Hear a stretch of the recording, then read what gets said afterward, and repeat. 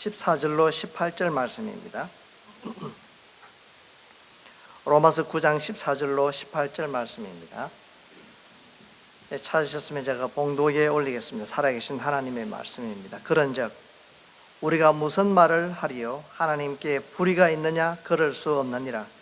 모세에게 이르시되 내가 긍휼히 여길 자를 긍휼히 여기고 불쌍히 여길 자를 불쌍히 여기리라 하셨으니 그런즉 원하는 자로 말미암음도 아니요 다른 박질하는 자로 말미암음도 아니요 오직 긍휼히 여기시는 하나님으로 말미암음이니라. 성경이 바로에게 이르시되 내가 이 일을 위하여 너를 세웠으니 곧 너로 말미암아 내 능력을 보이고 내 이름이 온 땅에 전파되게 하려 함이라 하셨으니 그런즉 하나님께서 하고자 하시는 자를 긍휼히 여기시사 하고자 하시는 자를 완악하게 하시느니라. 아멘. 기도해 주셨습니다만 제가 없는 사이에 또 이렇게 크고 작은 일들이 일어났습니다. 우리에게 기적이 어떤 일이겠습니까? 개인마다 기적의 기준은 다를 수 있습니다. 그러나 우리의 일상이 기적이 아니겠습니까? 우리 국장님 건강하게 오셨는데 그 사이에 제가 이렇게 상황을 잘 알지는 못합니다만 3번 어전시룸을 다녀오셨다고 하더라고요. 알고 계셨습니까?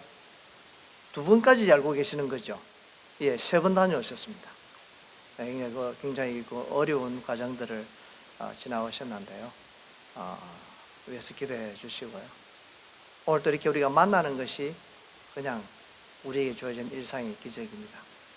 기도해 주신 것처럼 우리 김현은 장로님 또 이렇게 예정은 되어 있었습니다만 이렇게 수술 잘 마치고 회복에 오셨습니다. 외부로 볼 때는 이렇게 멀쩡해 보이셔서 음사를 부르기가 좀 어려운 실정이라고 표현을 하시는데 이렇게 우리가 만나서 교제하고 예배드리는 것이 바로 기적입니다. 요즘 잘 아는 이 신조어 가운데 웰빙이라는 단어들을 많이 쓰고 있습니다. 한국에 나가 보니까 웰빙이라는 이런 단어들을 앞에 붙여놓고 그 다음에 어떤 그런 홍보 이런 걸 많이 하더라고요. 웰빙이 무엇인가 하니 사람이 사람답게 사는 것이 웰빙입니다. 간단히 정의하면 그렇습니다. 그리고 또 웰빙에 붙여서 웰에이징이라는 이런 단어도 있습니다. 사람이 사람답게 늙어가는 것을 뜻하게 되겠습니다. 그리고 웰다잉이라는 또 단어도 있는데요. 사람이 사람답게 죽는 것이다. 어떻게 하면 사람이 사람답게 죽는 것일까요? 내 마음대로 생명을 정해놓은 것도 아닙니다. 그래서 늙는다는 것은 생존을 위한 변화라고 이렇게 표현을 하고 있는데요. 우리가 잘 살아가서 우리 마지막 때에 하나님의 손에 붙들림 받는 것이 아름답게 살아가다가 하나님의 부름을 받는 것이 아니겠습니까? 건강을 위한 삶을 위한 5가지의 원칙을 본 적이 있습니다. 그 원칙은 아주 간단합니다.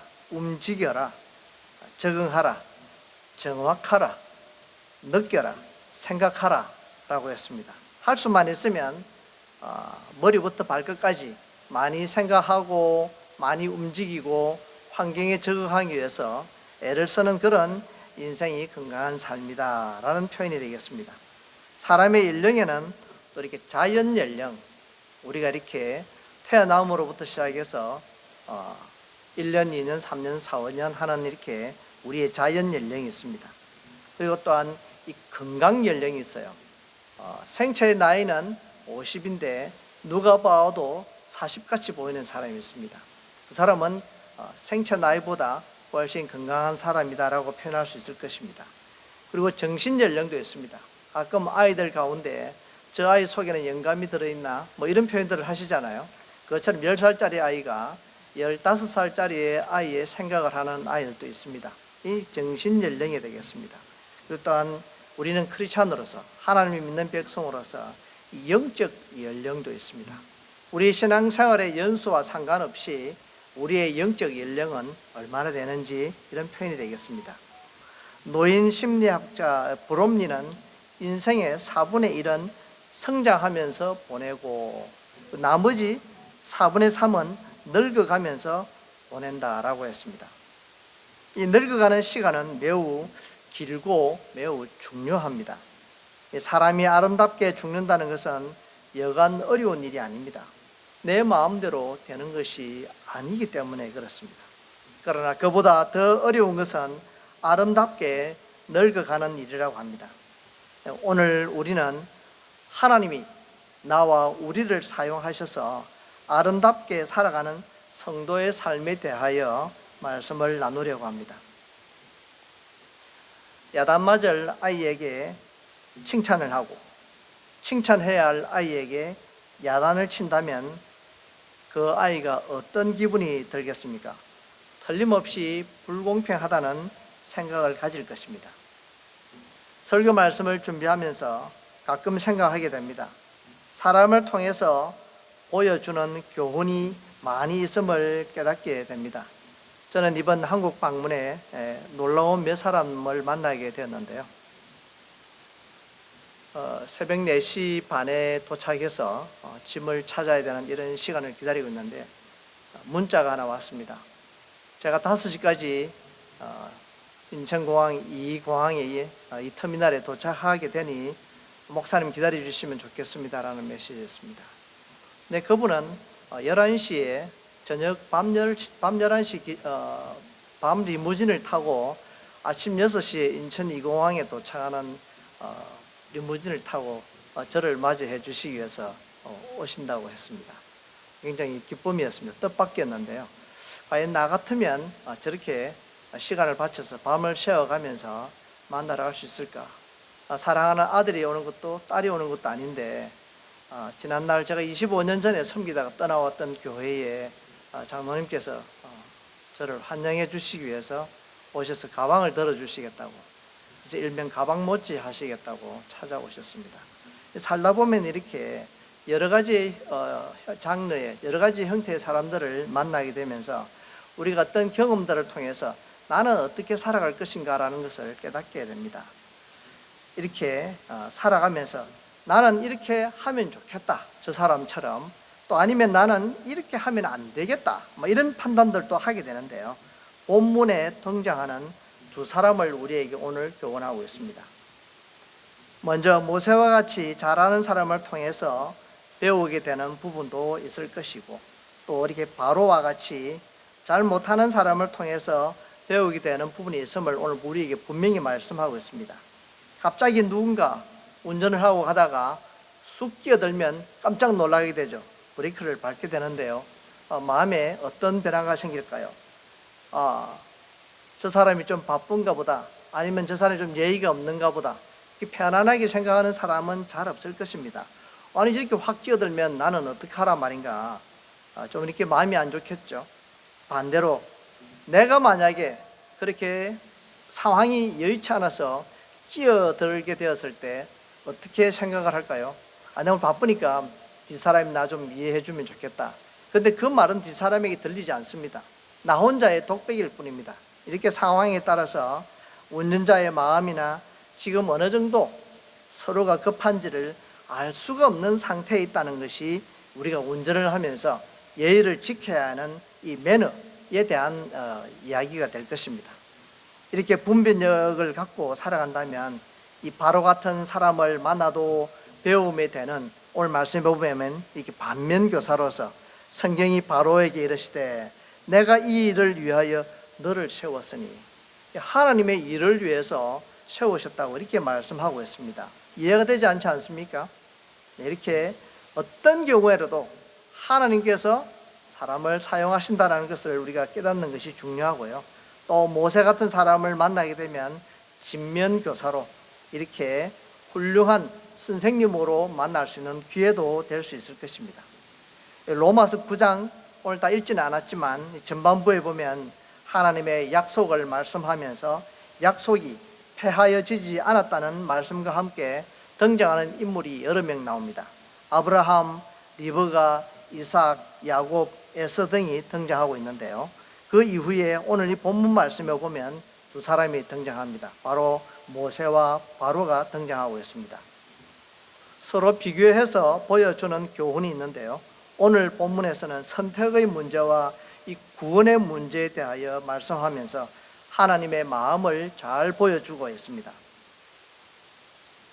출애굽기 32장과 33장에 보면 하나님은 이스라엘 백성들을 애굽으로부터 홍해를 열어주시고 구원해 내셨습니다. 이 젖과 꿀이 흐르는 이 가나안 땅으로 들어가도록 하기 위해서 40년씩이나 광야에서 훈련을 시키게 됩니다. 오늘날 우리에게는 이민이라는 환경에 있지만 사막은 아닙니다. 그러나 또 다른 미국이라는 광야에서 우리를 훈련시키고 계시는 중이라는 사실입니다. 애굽을 떠난 백성들은 광야에서 먹을 것이 필요했을 때에 만나를 주셨습니다.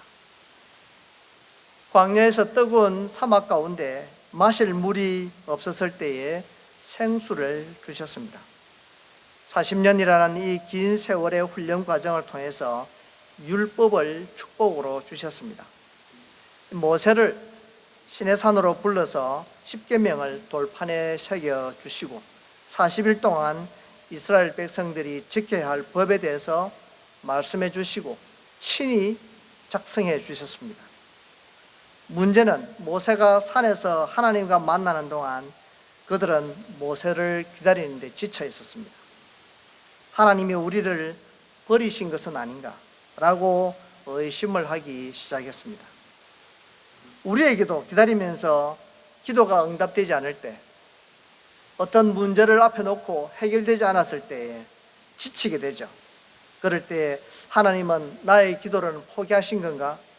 내 또 원망이나 불평이 있을 수 있지만 오늘 말씀을 통해서 인내하는 기다림이 필요하다라고 우리 교훈하고 있습니다. 그렇게 원망하고 불평하는 동안에 만사가 다 불평이 되고 불만으로 가득 차게 되는데요. 그러다 보면 좋은 것도 안 좋아 보이게 될 수도 있기 때문입니다. 모세가 산에서 내려와 보니 이스라엘 백성들은 금을 모아 금송아지를 만들어 우상을 숭배했습니다. 하나님은 이스라엘 백성들을 죽여버리겠다고 하지 않았습니까? 하나님은 화가 단단히 났습니다. 모세도 물론 분노했습니다. 백성들을 바라보니 한심하기 그지없었습니다. 하나님께 그러나 매달려 기도하게 됩니다. 모세의 간절한 기도의 내용입니다. 하나님께서 이스라엘 백성을 죽이시면 이방 사람들이 하나님을 뭐라고 표현하겠습니까?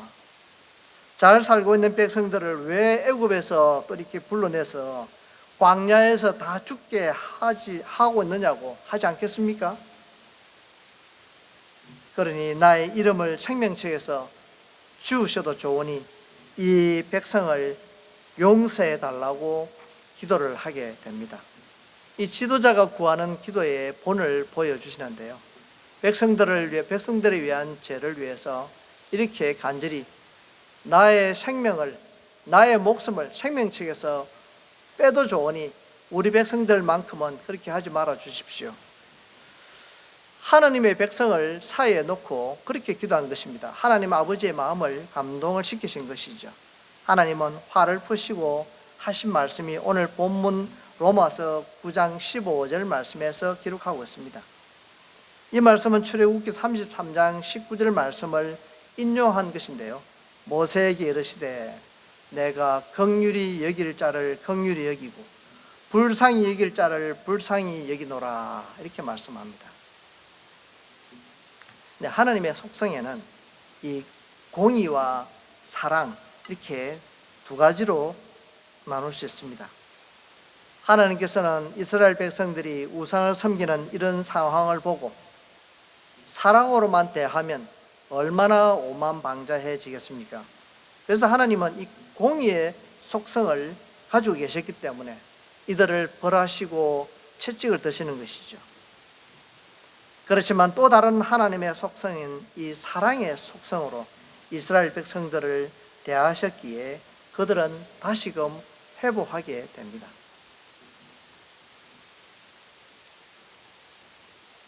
교회에서뿐만 아니라 우리 사회생활 가운데서도 사람을 대할 때에 공의보다 사랑으로 대하는 성품으로 거듭날 때에 하나님을 닮은 성도들의 공동체를 세우게 되고 또 사회 공동체도 만들 수 있다는 것을 우리는 기억해야 됩니다. 자녀에게도 채찍보다는 사랑으로 채찍과 함께 잘 양육하는 것 중요합니다. 잠언 말씀에서는 때려도 아이가 죽지 않는다고 그렇게 엄하게 교훈하기도 합니다.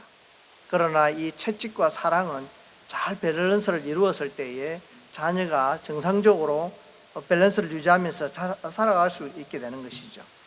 오늘 우리에게 말씀하시는 이 하나님의 공의와 사랑을 새롭게 정의 내릴 수 있기를 바랍니다. 그러니까 나에게는 엄격하게, 남에게는 사랑으로 대할 수 있기를 바랍니다. 나에게 엄격하게, 그리고 또한 모세처럼 남에게는 나 생명을 맡길 만큼 사랑으로 대한다면 이러한 사랑의 기준은 바로 이 십자가의 사랑을 세우는 기준이 될 것입니다. 말씀과 믿음을 행동으로 실천하기가 쉬운 일이 아니라는 것을 우리는 잘 압니다. 말로는 무엇을 못하겠습니까? 그래서 우리는 하나님의 마음을 생각하면서 사랑하며 살아야 하는 이유가 있는 이 부족한 존재라는 것입니다. 만약 하나님께서 나에게 공의로 판단하시거나 심판하신다면 어떻게 내가 구원을 받을 수 있을까요? 구원받을 자가 어디에 있겠습니까? 사랑해야 공의가 생깁니다. 사랑해야 비뚤어진 마음이 회복됩니다. 사랑해야 영혼이 돌아옵니다. 사랑해야 관계가 회복됩니다. 요한복음 8장 3절로 11절 말씀에 보면 간음하다가 현장에서 잡혀온 여인을 예수님께서 우리에게 잘 보여주고 있는데요. 죄 없는 자가 먼저 돌로 치라. 그 당시에 율법으로는 이렇게 간음하다 잡히면 돌로 쳐서 죽였습니다. 굉장히 무서운 죄였죠. 이 시대적으로 보면 잘 안 맞는 그런 상황이지만 그 시대는 그렇게 했었습니다. 그래서 죄 없는 자가 먼저 돌로 쳐라 라는 말씀을 했음에도 돌을 던지려 했던 상황이 바로 이 요한복음 8장에 보면 나옵니다. 그때 예수님께서 뭐지? 죄 없는 자가 돌로 쳐라라고 이야기를 했음에도 불구하고 나의 죄는 어디인가 감추어지고 의만 드러나서 돌을 던지려고 했던 것이죠. 그때 예수님께서 몸을 굽혀서 손가락으로 땅에 쓰셨습니다. 무엇을 쓰셨을까요? 성경에는 구체적으로 기록이 나와 있지 않습니다. 돌을 던지려고 하는 사람 순서대로 어쩌면 너의 죄는 이렇게 아마 계속 서내려가는 상황이었을 것입니다. 내가 돌을 던졌다가는 나의 죄가 여기에서 만천하의 폭로가 되겠구나 라는 상황이 되었을 것입니다. 죄 지은 자가 많은데 왜 돌을 던지는 자가 하나씩 둘씩 없어졌을까요? 거기 모인 서기관과 바리새인들과 군중들은 양심의 가책을 느끼고 어른으로 시작해서 젊은이까지 모두 흩어졌다고 기록하고 있습니다. 예수님은 모인 무리 모두가 죄인임을 아셨습니다. 그리고 그 여인에게 말씀하십니다. 요한복음 8장 11절 말씀인데요. 나도 너를 정죄하지 아니하노니 가서 다시는 죄를 범하지 말라. 이렇게 말씀합니다. 오늘 저와 우리 모두도 죄인이라는 사실입니다. 수많은 죄, 헤아릴 수도 없는 죄를 안고 살아가면서 누가 누구를 정죄할 수 있겠습니까? 이러한 예수님의 말씀을 생각하며 살아간다면 용서 못할 것이 없지 않겠습니까? 내가 죄인인데 어찌 너를 정죄할 수 있겠는가 생각하면서 사는 것이 바로 사람을 사랑으로 실천하는 마음의 한 과정이 될 것입니다. 하나님은 우리를 사랑으로 구원해 주셨습니다. 공의로 판단하셨지만 우리를 사랑으로 구원해 주셨습니다. 예수님의 십자가 구원은 사랑이요, 긍휼이요, 은혜 그 자체입니다. 가정에서, 사회에서 내가 할 수 있는 것이 무엇이겠습니까? 세상의 규지느냐 율법이 아니라 긍휼히 여기시는 이 하나님의 마음을 실천하는 사람이 바로 이 법이 되어야 살만한 세상이 될 것입니다. 우리를 살리신 것은 불쌍히 여길 자를 불쌍히 여기고 긍휼히 여길 자를 긍휼히 여겨 주셨기 때문이라는 것을 믿으시기 바랍니다. 이번 한국 방문에서 꼭 만나고 싶은 선생님이 한 분 계셨습니다. 50년 만에 선생님을 만나게 되었는데요. 제가 중등부 때 고등부 시절 때 저를 지도해 주셨던 선생님이셨습니다. 전도사님이셨는데요. 그 당시는 교육전도사님이라 불렀죠. 신학대학원을 다니고 계셨는데 수석 입학하셨고 수석 졸업하셨던 전도사님이셨습니다. 굉장히 훌륭하신 분이셨는데 선생님은 신학의 길로 목회의 길로 가지 아니하시고 도덕 선생님으로 평생을 봉직하시다가 은퇴하셨습니다. 그래서 만나고 보니까 선생님과 사모님은 장로님이시고 권사님이시고, 그리고 또 저와 저희 친구 두 부부가 다 목사였습니다. 제자는 목사들이고 가르쳐 주셨던 선생님은 장로님으로 권사님으로 계셨습니다. 그런 정말 그 만남을 가지게 되었는데요. 첫 말씀이 굉장히 기쁘게 흥분되게 이렇게 끌어안고 인사를 나누는데요. 첫 말씀이 너무 죄송합니다 이렇게 표현하셨어요. 아주 낮은 목소리로 너무 죄송합니다. 제가 참 죄인인데 이렇게 귀하게 잘 성장해 주셔서 감사합니다. 정말 죄송합니다라는 표현을 아마 5번 이상 하셨던 것 같아요. 정말 오히려 듣고 있는 저에게 부끄럽고 민망함이 생겼습니다.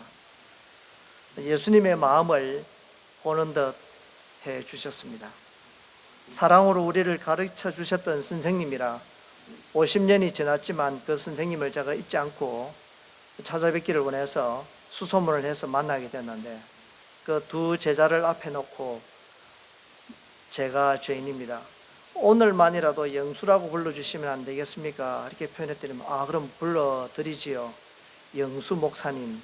또 이렇게 끝내 낮은 말씀으로 하지 아니하시고 높인 말로 이렇게 대해 주셨습니다. 사람을 만나다 보면 그 인격을 보게 되는데요. 정말 놀라운 과거에 50년 전에 배웠던 선생님의 사랑을, 깊은 사랑을 다시금 확인할 수 있었습니다. 오늘 우리에게 있어서도 가지고 있는 인격과 사랑의 표현의 격은 다 다를 수 있습니다. 하나님의 선택은 인간의 죄를 판단하는 공의가 아니었습니다. 구원받을 수 없는 야곱 같은 나를 하나님은 용서해 주셨고 사랑해 주셨고 선택해 주셨다는 사실을 우리가 기억하는 것이 중요합니다. 로마서 3장 23절 말씀에 모든 사람이 죄를 범하였음에 하나님의 영광에 이르지 못하더니 그리스도 예수 안에 있는 속량으로 말미암아 하나님의 은혜로 값없이 어렵다 하심을 얻은 자 되었느니라 말씀합니다. 죄를 범한 인간으로서 구원의 자리에 들어갈 수도 없고 하나님의 영광에 이르지도 못하기 때문에 하나님은 예수 그리스도를 통해 속량받을 수 있는 은혜로 우리가 어렵게 되는 이 이신칭이 오직 하나님의 은혜로 어렵다 칭함을 받게 해 주신 것입니다. 오늘 말씀에 등장했던 이 두 인물, 모세와 바로의 역할을 통해서 우리에게 교훈하고 계십니다. 다 사용하십니다. 모세도 사용하시고 바로도 사용하셨다라고 말씀하고 있습니다. 그런데 이 본문 마지막 절 말씀에 그런즉 하나님께서 하고자 하시는 자를 긍휼히 여기시고 하고자 하시는 자를 완악하게 하시느니라. 이렇게 하나님께서 이렇게 어떻게 사용하시느냐에 따라서 우리의 쓰임은 달라진다는 것입니다. 그래서 우리는 날마다 깨어 기도하고 회개하고 죄인이지만 하나님께로 나와서 나를 사용해 주시기 원합니다 라는 간절함과 나와 우리 모두의 죄를 위해서 대신 죄 사함을 중보기도로 회개하는 기도조차도 하나님은 연락하신다는 사실이죠. 부정적 역할을 하는 사람과 긍정적 역할을 하는 사람의 단면을 잘 보여주고 있습니다. 하나님 사용하시는 방법인데요, 내가 구원받을 자격이 있어서 구원받았다면 당연한 권리 아니겠습니까? 티켓을 내가 주고 입장을 했다면 그것이 연극장이든 연주장이든 어디든 내가 티켓을 주고 들어갔기 때문에 내 권리를 차지하고 어떤 좌석이든 정해져 있는 지정석은 내 좌석입니다.